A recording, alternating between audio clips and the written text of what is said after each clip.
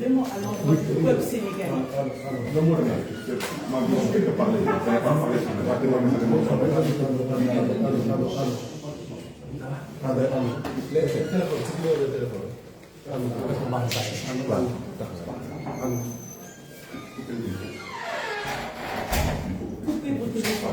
Tu es en direct, ne passe pas par là, ne passe pas par là. Non, ne passe pas par là, mais la tu es en direct.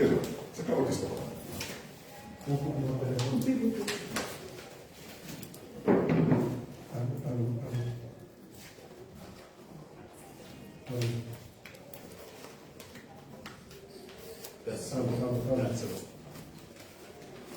C'est bon.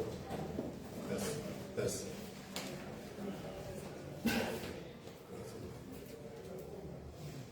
Il a démarré une photo.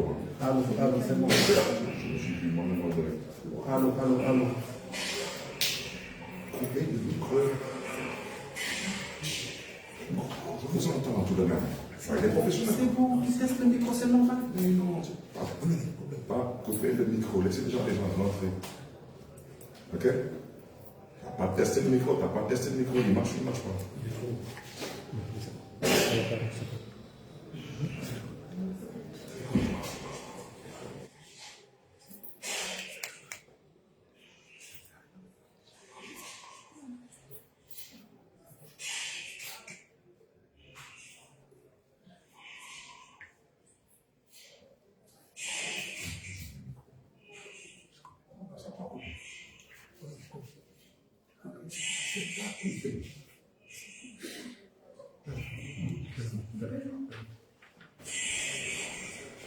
Il y a des décalages en tout, c'est normal pour le live. S'il y a des décalages,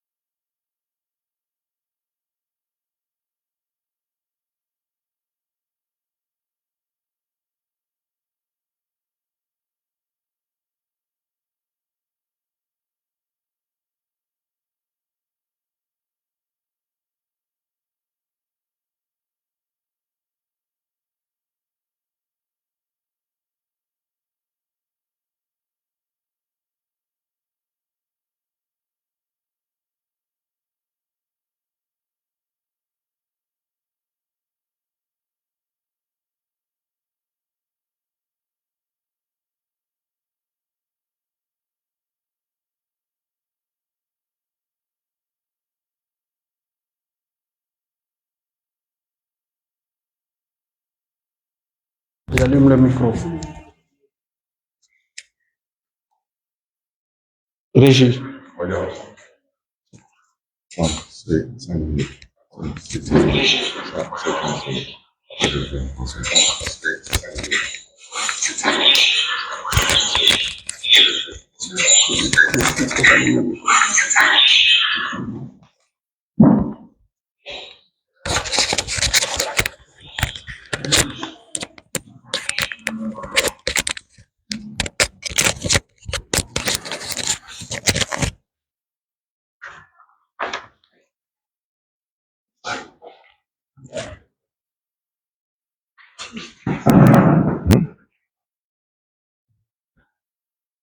Non, c'est bon.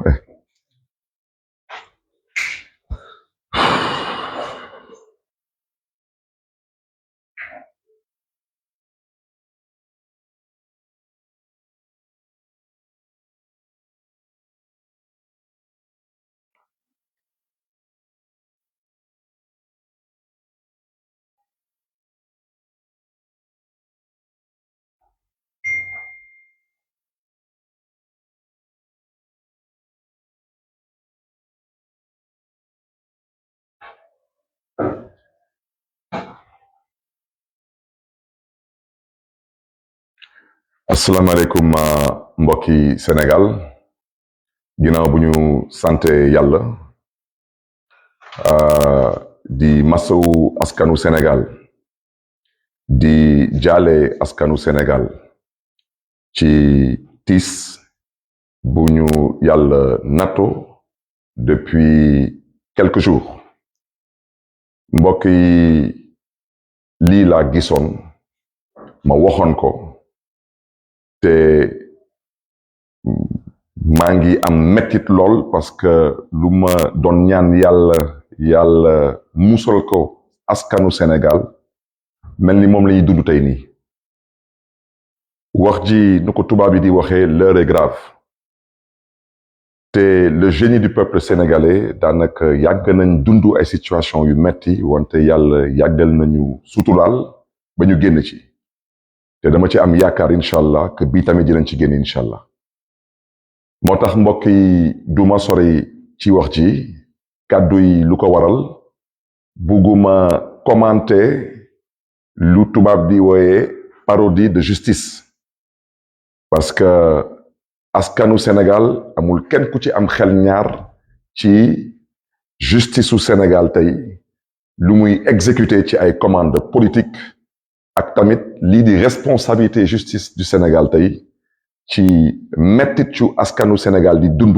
ci seen yenn décision yi parce que jàppewuma ko comme condamnation lu ma ko jàppee mooy disqualification ak élimination luñ ci namm ñoom mooy bëgg a organiser sélection te bañ a organiser élection te may biralaat encore kàddu yi di ko jëmale ci président de la République président Macky Sall président maa ngi lay ñaan ci yar ak teggin nga dellu siwaat sa xel parce que président Sénégal jiwu la lii suñu mbokk nga suñu président nga loolu la yàlla dogal loo ñuy teg suñ la ko tegoon tey doo nekk président du Sénégal seetatel sa taxawaay président wax naa la ko ba ñu yàlla may ñu toog amoo fi noonu dégg naa sa ay kàddu ci dialogue bi bu ngay ubbi dialogue bi am na sax ay sénégalais yu xaw a ñaawlu peut-être le ton wala les mots utilisés président man pour que Sénégal am jàmm man nangu naa raam ñaan la yow parce que jàmm bi ngi sa loxo parce que lu fi yee tey fitna Sénégal xam nga ñun xam nañ te yàlla mën na seede président ne nga waxu troisième mandat nañ la ko ñaan ci njëkk dama ne su nekkee loolu dañu nar a def pour que Sénégal am jàmm man Barthélémy Diaz en tant que maire de Dakar maa ngi leen ñaan ci njëkk waxu troisième mandat bi président nga teg ko ci suuf en tant que acteur politique président maa ngi lay ñaan ci njëkk waxu troisième mandat bi nga teg ko ci suuf président de la République en tant que rakk ci yow maa ngi lay ñaan ci njëkk waxu troisième mandat ñu teg ko ci suuf ma yokk ci tamit ma ñaan la ko ci njekk ak ci yar ak teggin parce que lu ñuy dund tey nii jaru ko te lii yépp lu ko waral mën nañ juum wante lu ko waral mooy lu ñu xalaat ci waxu troisième mandat te tey mu am ci askan bi ñu ci bëri ñu jàpp ni que yow da ngaa bëgg a éliminer ñépp pour mën a toogaat fii te président yow xam nga ñun xam nañ te yàlla mën na seede wax nga sa gémmiñ suñu nopp ba ngay def référendum te xam nga lu constitution wax te président violence bu ñuy gis tey yépp lenn da ko waral te mën naa juum et je pense que waxu troisième mandat bi soo ci nangoon yàbbi ci daanaka xol yi mën nañ féexaat moo tax président may sàkku ci yow nga génn wax ak sa askan wax leen lu ñu mën a dégg parce que président nooteel bu ñuy wote Sénégal jaay doole bu ñuy wote Sénégal mënutul continuer kon nag président xoolaatal sa taxawaay parce que ñu nekk ci mbedd yi mu neex la mu naqari la yaay seen président te bañ lay fal dañ la faloon ngir yaakaar musuñu la fal ndax lu ñuy gis tey nii di ko dund tey nii loolu xel musu ko xalaat te loolu dara jaru ko ci àdduna fii yàlla rekk fi nekk keneen nekku fi am yàlla mooy buur ñàkk yàlla mooy buur amoo fi noonu wax naa la ko di bérilaat wax ci président dañ la bëgg a dimbali ndax yow nga mën a dimbali Sénégal ci ban anam dimbali la pour xool naka lañ lay wutal yoon nga génn fii par la grande porte parce que mooy sa cër président sélection bu ngeen nam ma def Sénégal kenn mënu ko fi nangu parce que constitution lu mu leen may ci sañ-sañ mooy ngeen nangu organiser élection sélection bi dafa yàgg ñuy toog di muñ tey nag yàlla wane na boppam yàlla moo décidé que sélection jeex na may sàkku ci yow tamit nga nangu loolu président moo tax président je crois que ne nga du am benn sujet tabou ma ne la comme amul benn sujet tabou nañu waxtaane lépp parce que ci waxtaan la lépp xej may sàkku tamit ci askanu Sénégal ñu bàyyi xel ci lu ñuy wax parce que ba Sénégal doone Sénégal ba tey mbokk yi yàgg nañ fippu yàgg nañ wane suñu naqar wante kenn musu fi am ndam kenn musul egg au pouvoir par une violence absolue te wax naa leen ko nee naa leen lu fi xewoon mars 2021 yan laay waxal askan mi bëgg ngeen bàyyi ci xel parce que askanu Sénégal da ngeen am xel macha allah bàyyi leen ci xel lu fi jotoon xew ci mars 2021 mu bettoon ñépp wolof njaay nag ne lu la bett mën la waxoon naa leen bàyyi leen ci xel depuis 48 heures su ma juumalee am nañu egsi fi Dakar mais profiter ci occasion bi en tant que maire de Dakar pour souhaiter à la Grande Muette la bienvenue chez eux, la bienvenue dans leur capitale. Les inviter à continuer à rester cette armée républicaine exemplaire, aux côtés du peuple sénégalais. Mais je voulais vous rassurer, vous, cette Grande Muette, que Dieu vous garde et que Dieu vous bénisse. Nous allons trouver un dénouement heureux à cette situation. Nous sommes des acteurs politiques. Nous sommes un peuple mûr. Dañuy sàkku ci yéen nag que vous puissiez nous accompagner. Mais à vous, le peuple sénégalais, bàyyi leen xel ci lu mu leen wax.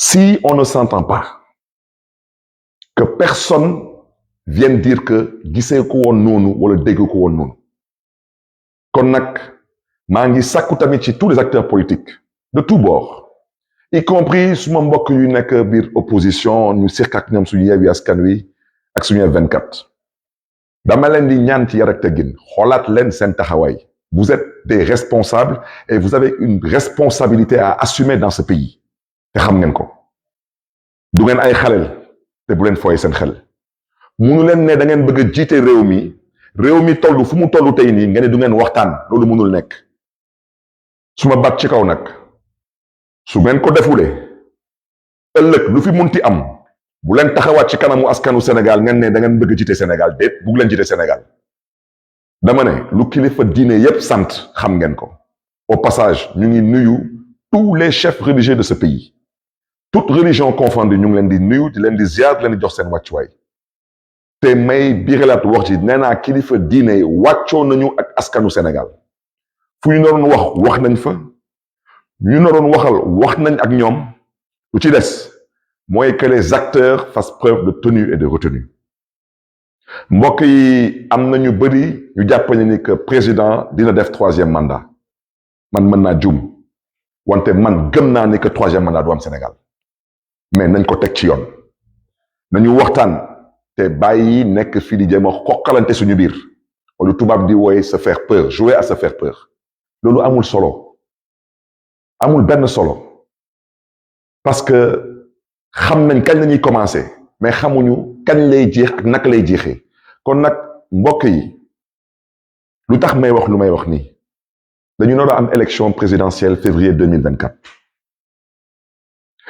gis naa ci ouverture dialogue bi parce que nekkuma fa woon dama doon xaar ñu jox ma les termes de référence lan la ñuy waxtaane parce que man lu ma tax a jóg dem naa ne ataaye déet man naan ataaye taxuma jóg lu ma tax a jóg mooy dem waxtaane Sénégal ak lan la ñu mën a def ba génn Sénégal ci guutu bu mu nekk nii am nañu bokk ci beneen boor bi ñoo xam nag du leen tax a jóg ñoom ñu ne daal dañu xalaat que mandat président dañ ko nar a proroger ñii ne 1 an ñii ne 2 ans ñun d'accord duñu si tey duñ si mës a d'accord mbokk yi bu leen jox gaañi excuse wala prétexte pour ñëw na leen dëkk bi dafa instable mënuñu fi organiser élection bu leen ko def xel mooy xeex xol du xeex am na dëkk bu sorewul Sénégal mënuma tudd turam président toog na fa 10 ans musu fa am élection ndax lan ñu ne dafa amoon une rébellion dans le nord de ce pays bu leen jox gaañi excuse parce que gaañi ñu ngi dem te bu leen nangu gaay di dem di ñu yóbbaale parce que réew mi ala kuli al ñoo ko bokk te lu ñu bokk dañ koy pencoo duñ ko pàccoo lu ñu bokk dañ koy waxtaanee duñ ko yàq-yàqet kon nag mbokk yi damay bañ a guddal mais fu may daaneel tamit mooy aux forces de défense et de sécurité ñu ngi leen di massawu tamit ñu ngi leen di jaale seen mbokk yi fi jóge te metti na ci ñëpp wante yéen tamit ñuy sàkku ci yéen yenn yi su mën a ñàkk wax dëgg yàlla ngeen def seen kéem kattan mu ñàkk parce que yéen yaa leen choisir def maintien de l'ordre mënul ànd ak bouclier humain dañuy waxante dëgg mënu leen dem jëli xale bu ndaw te da ngeen di ko utiliser comme bouclier humain loolu rafetul ci image du Sénégal ndaw ñi tamit ñuy manifester vous exercez certes un droit mais bàyyi leen xel ci dara ñu nekk ci mbedd bi ñoo xam ay policiers lañu ñoo xam ay gendarmes lañu duñu ay chinois ay sénégalais lañu nous sommes des voisins nous sommes des parents dara jaru fi yenn yi nañ ko rafetal parce que lu jeex na te lii jeex na buñ ko yàq nañ ci ànd ak xel nañ ci ànd ak dal nañ ci ànd nag ak fermeté parce que suñu demee ba egsi fi tey nii c'est parce que wolof njaay nee na lu ëpp tuuru moo tax président Macky Sall fu may daanalee mooy bàyyil xel ci loolu Sénégal ji te xam nga fu ñu lay xaaree te wax naa la ko comme ne nga nañ la ko ñaan ci njëkk man mii Barthélémy Dias ñaan naa la ko ñetti yoon ci njëkk en tant que maire de Dakar en tant qu'acteur politique en tant que jeune frère mbokk yi loolu moo nekkoon kàddu yi di ñaan yàlla di suñu borom yàlla na yàlla yokkal sutura Sénégal yàlla na yàlla aar Sénégal yàlla na leen yàlla may tawfiq. Bonsoir, Sénégalais d'ici et d'ailleurs. Je viens vers vous aujourd'hui pour pouvoir échanger et communiquer sur la gravité de l'heure. À l'entame de mon propos, je souhaiterais présenter mes plus sincères condoléances à l'ensemble du peuple sénégalais. Mais surtout, dire toute la peine qui nous anime en tant qu'acteur politique, mais en tant que citoyen sénégalais lambda. Chers concitoyens, l'heure est grave. Mais nous devons faire confiance au génie du peuple sénégalais. Nous avons toujours vécu des moments certes incertain, mais nous avons toujours trouvé la force de nous relever et surtout l'intelligence pour pouvoir dépasser certaines situations. Aujourd'hui, je ne souhaiterais pas commenter cette parodie de justice qui a plongé le Sénégal dans cette situation chaotique et malheureusement incertaine. Nous avons toujours dit que la justice sénégalaise est à l'origine de quasiment tous les maux dont souffre actuellement le Sénégal. Cette justice, je ne parlerai pas de sa condamnation, parce qu'il n'y a pas de condamnation. Nous avons assisté à une volonté manifeste de vouloir verser dans une disqualification, voire une élimination d'un acteur politique de premier plan. Et je voudrais dire que nous sommes aujourd'hui au 3e, voire au 4e cas. Et ça ne peut plus continuer. Et l'objectif recherché dans cette parodie de justice, c'est de trouver les voies et moyens de créer les conditions d'organiser une sélection et non une élection en 2024, surtout concernant l'élection présidentielle qui est tant attendue par le peuple sénégalais. C'est la raison pour laquelle j'aurais souhaité interpeller directement M. le Président de la République, M. Macky Sall. Il n'y a pas de problème juridique concernant les hommes politiques. Ce qu'il y a aujourd'hui, c'est la volonté d'un homme qui est en train de s'abattre sur d'honnêtes citoyens, sur des leaders politiques qui n'ont peut-être commis qu'un seul crime, c'est de nourrir une ambition de servir leur pays. Et cela n'est pas honorable dans une démocratie qui se respecte. C'est la raison pour laquelle, Monsieur le Président de la République, je prends l'opinion nationale et internationale à témoin.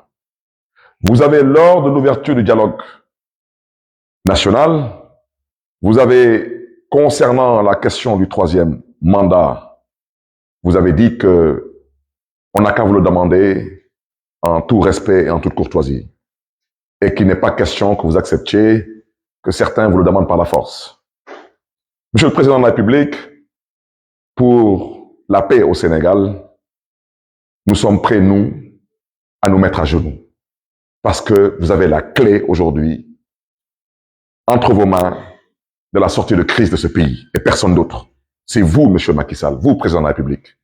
Alors, comme vous avez demandé à ce qu'on vous demande, s'il vous plaît, de ne pas briguer le 3e mandat, je vous demanderai 3 fois, s'il vous plaît, Monsieur le Président Macky Sall, d'évacuer cette question concernant cette volonté qui vous est prêtée de vouloir briguer un 3e mandat. D'abord, je vous demande, s'il vous plaît, en tant que maire de Dakar. Je vous demande, s'il vous plaît, en tant qu'acteur politique. Je vous demande, s'il vous plaît, en tant que jeune frère. Le Sénégal ne mérite pas ce qu'il est en train de vivre présentement.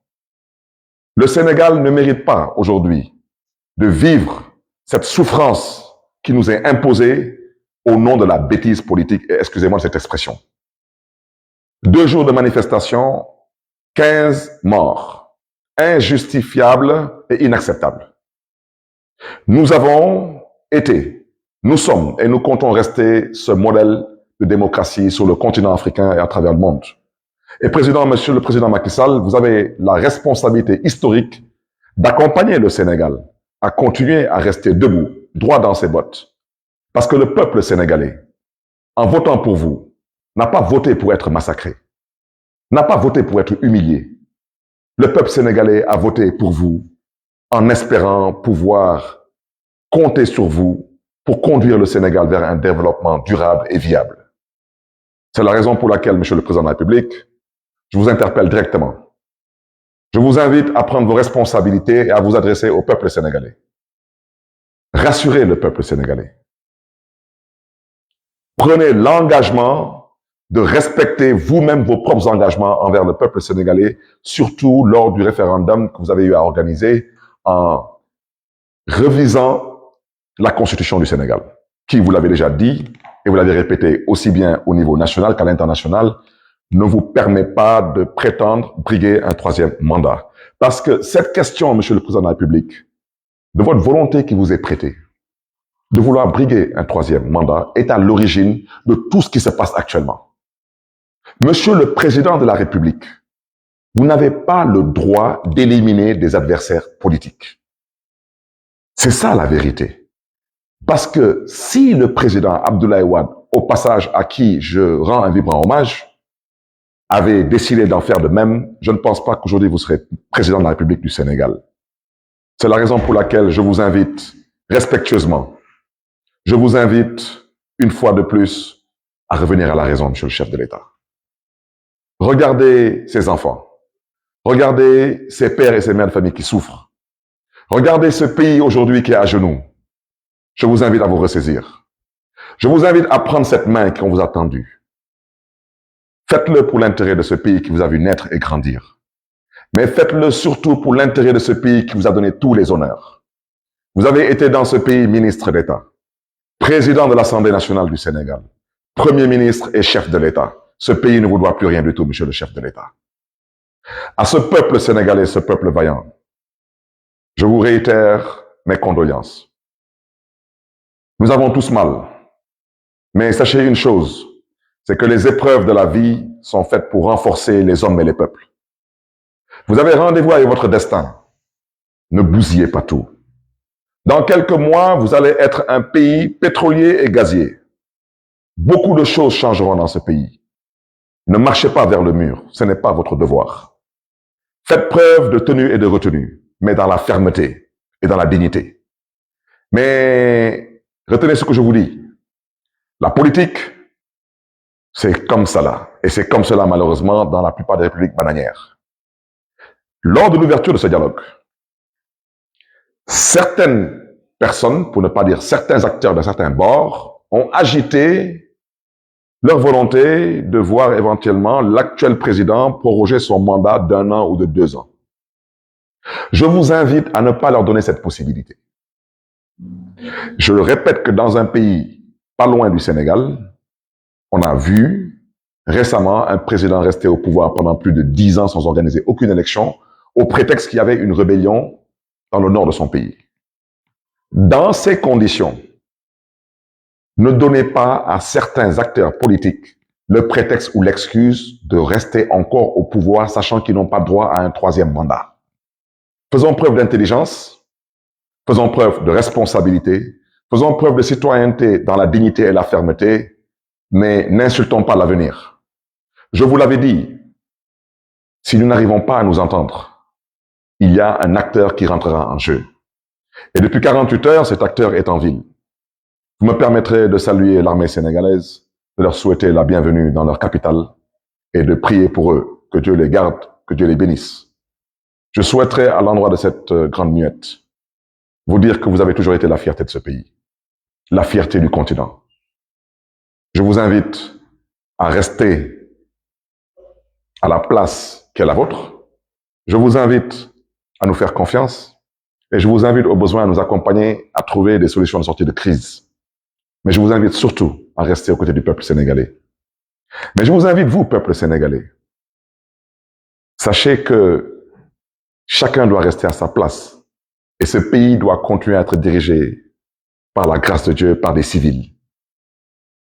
Faisons preuve d'intelligence et je fais partie de ceux qui pensent aujourd'hui que le président de la République du Sénégal comprend la gravité de l'heure et comprend qu'il n'y a pas de place éventuellement pour un 3e mandat. Ne bousillons pas ce pays, ne détruisons pas ce pays, ne brûlons pas ce pays, il y va de notre responsabilité. Je voudrais au passage remercier tous les chefs religieux du Sénégal, toutes religions confondues, toutes confréries confondues, pour leur engagement, leur posture, leur discours d'apaisement, de paix, leur invite à discuter, à dialoguer pour un Sénégal de paix, un Sénégal de stabilité et un Sénégal d'avenir. Et je ne terminerai pas mon propos en disant que je n'ai aucun doute qu'on saura nous relever le moment venu, sortir de cette impasse et comprendre que nous avons le devoir et la responsabilité historique de marcher vers l'essentiel. Sénégalaises, Sénégalais, que Dieu vous garde et que Dieu vous bénisse.